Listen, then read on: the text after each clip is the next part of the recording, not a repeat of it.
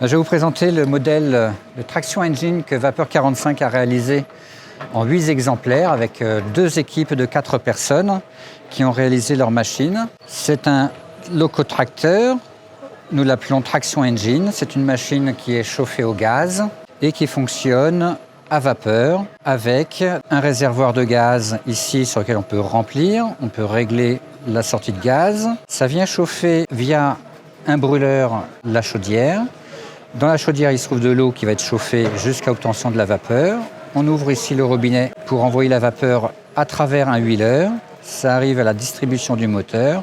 Le moteur, donc, c'est un piston qui va être poussé par la vapeur qui va venir ensuite donc, faire tourner une roue d'inertie avec une forte démultiplication et un système de distribution réversible. Donc marche avant, marche arrière. C'est automatique selon si on pousse la machine vers l'avant ou vers l'arrière.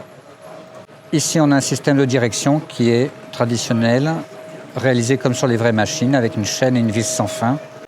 Alors, les plans ont été réalisés par Vapeur 45 sur une inspiration d'un modèle que l'on trouve sur Internet par une société anglaise au Royaume-Uni qui s'appelle MyFordBoard, auprès de qui nous avons acheté la fonderie aluminium, fonderie qui comportait les roues, le volant d'inertie et la boîte à fumer.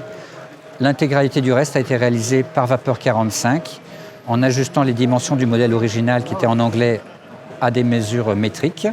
2 séries de 4 machines qui ont pris facilement 3-4 ans de réalisation aux 8 membres.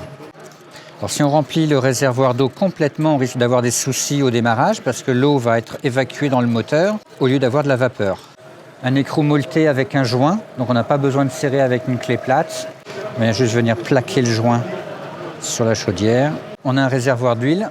Alors l'huile sert uniquement à lubrifier le moteur. La vapeur va traverser le réservoir d'huile et va emporter un petit peu d'huile. Donc ici, remplissage du gaz. Donc on a une petite lumière qui permet d'allumer le feu et de vérifier en même temps que la flamme est correcte. On voit donc ici le brûleur qui est un brûleur céramique. Donc maintenant l'eau va chauffer. Le moteur monte en régime à mesure que la température monte.